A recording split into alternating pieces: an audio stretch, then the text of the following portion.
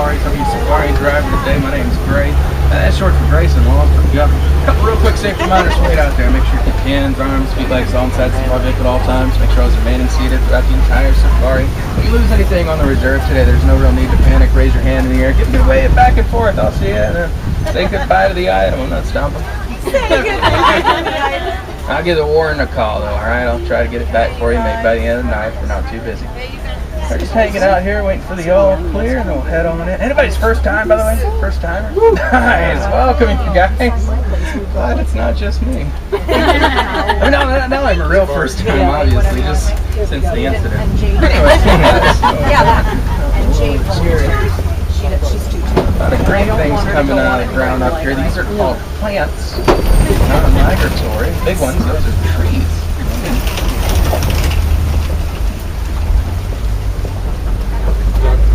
Alright.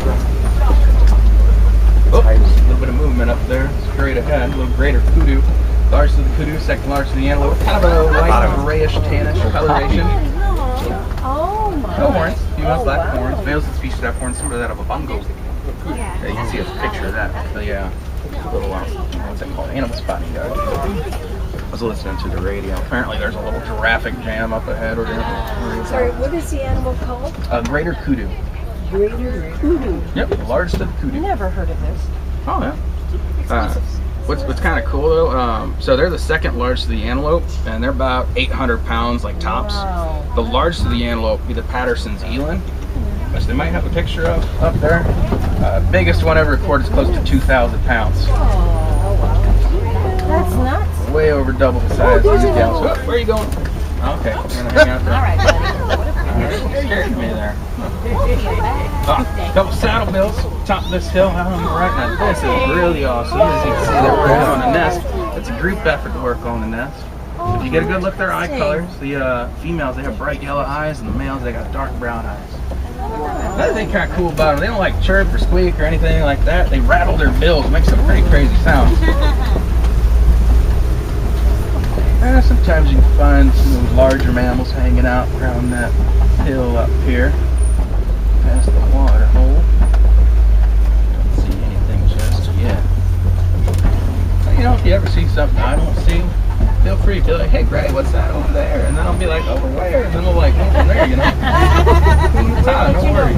That's a mirror. Look over here on the left. Oh, no. There's some bongos. Like I mentioned them briefly earlier. Bongos? Bongos. Bongos. Ghost of the forest. Took until about 1901 to even discover them. Heard about them for years before that. We actually were able to see one. It's here headed into the Sapi River. Home to animals like the Nile hippopotamus, Nile crocodile.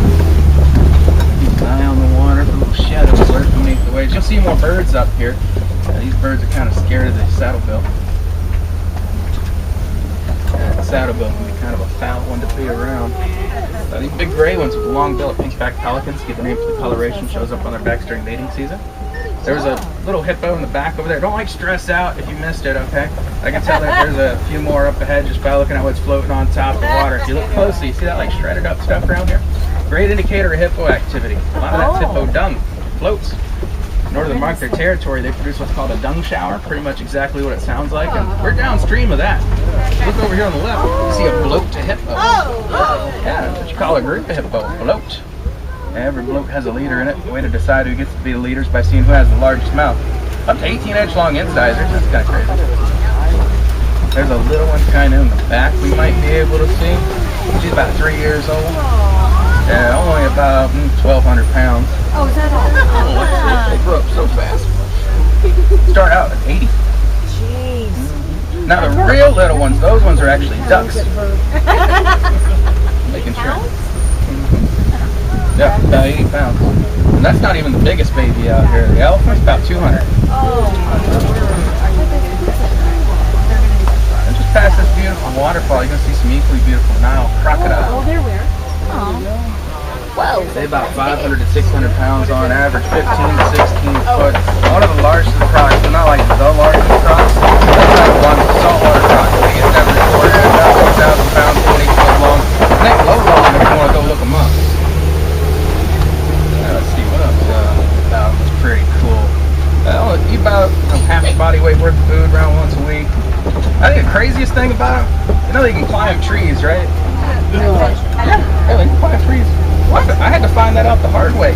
Oh my God. That was not a good day for me, let me tell you. Alligators do that too, climb right up a tree or a fence, just so you know. Yeah, another tall grass, big baobab tree coming up on the right, massive tree, kind of weird one though. It'll be like 2,000 years old, bushy, spongy interior, bunch of water inside. Well, they get the nickname Tree of Life, all that water in there. They got another nickname, the Upside Down Tree, just because they kind of look like one. Now up ahead here, you might be able to see some of our Jurassic Jam culprits. I'll tell you, once they start to migrate, they don't stop leaving. That's how they call them a journey.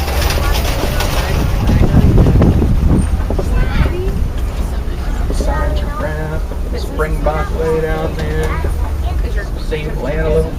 You get a better look at all of them. Just a little bit. I think some giraffes closest one to us right now.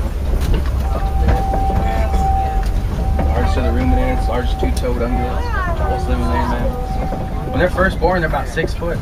Or about a 6 foot drop straight to the ground. That's what first welcomes them into the world. About an hour afterwards, already ready to go. Run around, keep up herd and everything.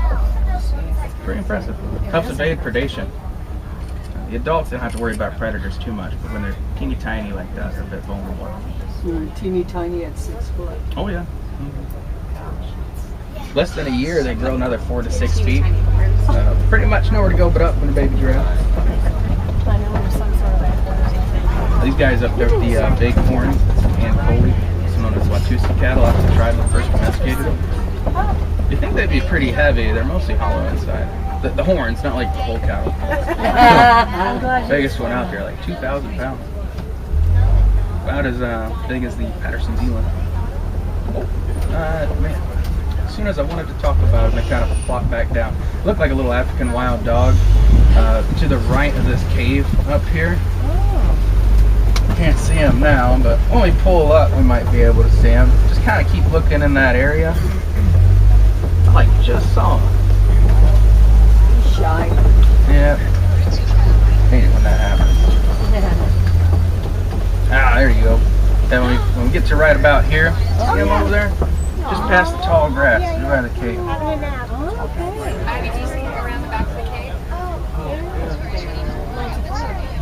That's why they get the nickname the painted wild dogs.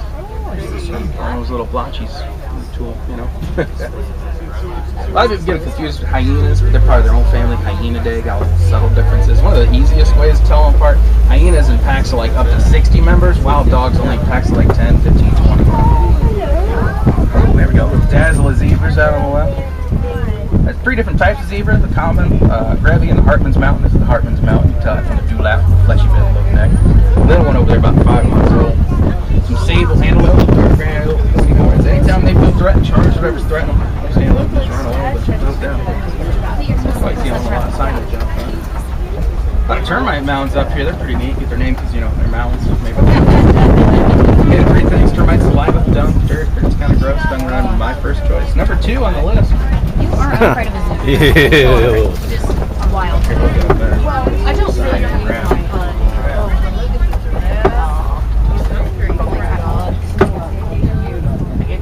You got a good look at their mouths. You notice they have bottom front teeth. They don't have any top front teeth.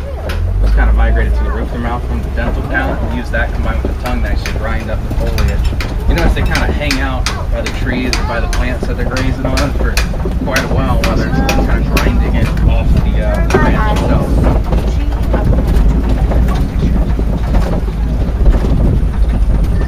This guy up here doing demonstrations.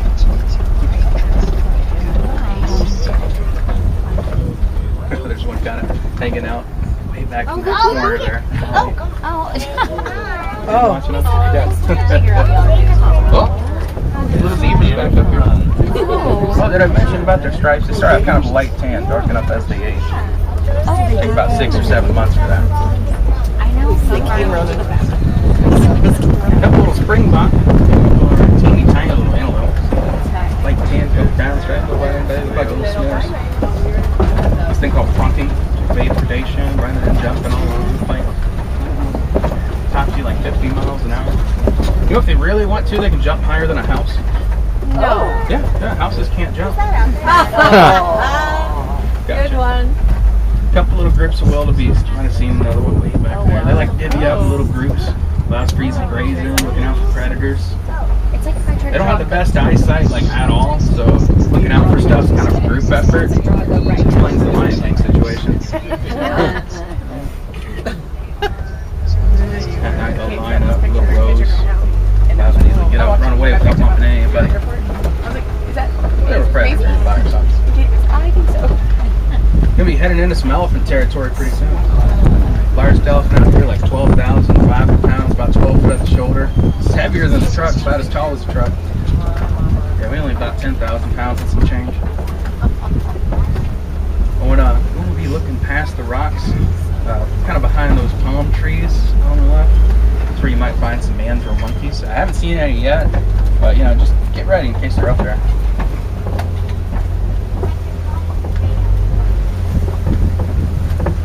Fiki, by the way, he's a mandrill monkey. It's hard to tell though.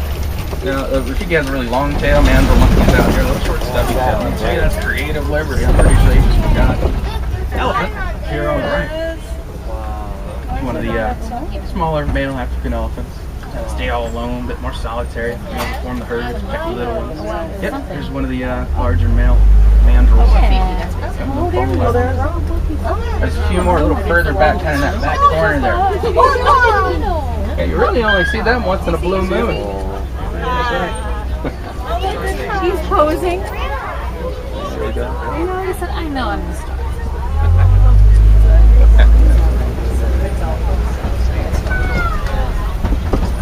How many elephants do you have here?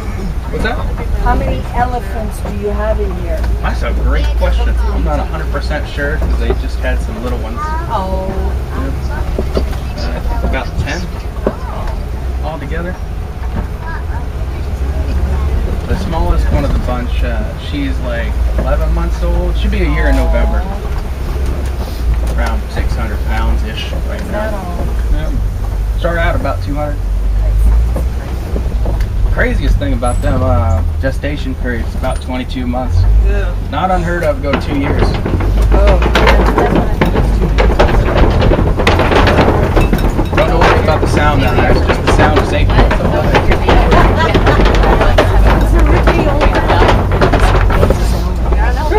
Made it. I didn't want to work you guys back there.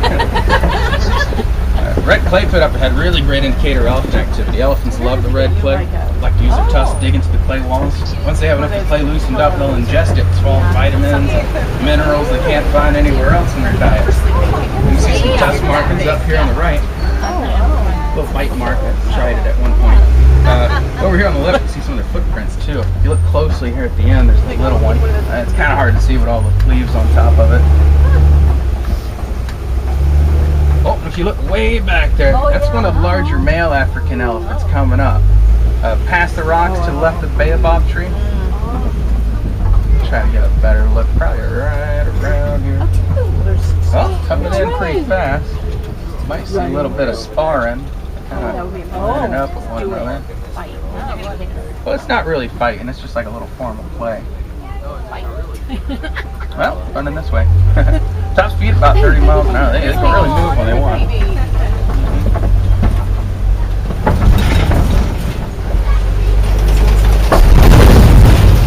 A lot of balls. They're crazy strong. Pull push about 9 tons. The trees are out of the ground, do their own redecorating. Despite their massive size and immense amount of strength, they're terrified. Just about anything that'll sting or bite them.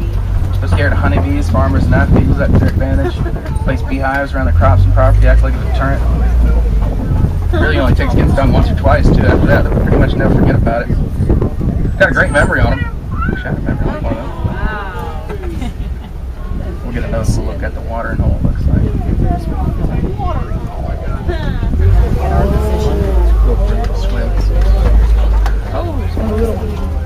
Oh, that's actually a female up here.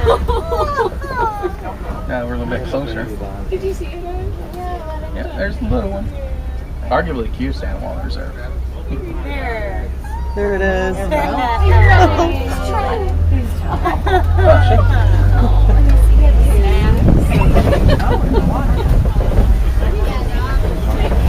She does. What is it? I can tell you whenever we're at the end. I can't say it on the reserve. Flamingo. I feel like I'm a 3-year-old with a sight word. Flamingo. Whole flamboyance of flamingos. These are gray flamingos. They're the largest and least pink flamingo on the planet. The pink coloration from the beta keratin found in the diet of brine shrimp. They're the largest and least pink of them. 6 different types of flamingos, by the way. 7 if you count the plastic ones. Little gray ones over there. They're about 4.5 months. They hatched out about the same time the zebras were born. I know it's kind of hard to see, but in the back of the flamboyants, there's 1 or 2 of them that are like mostly pink, but got a little bit of gray on the top of their heads. They're about 2 years, 9 months. If you see any that are like dark brown and really short, those are ducks. Oh, sounds like we got a little bit of a traffic stop up here. But potentially a crash in the road. I wasn't listening to the radio. Crash, that's a group of rhino.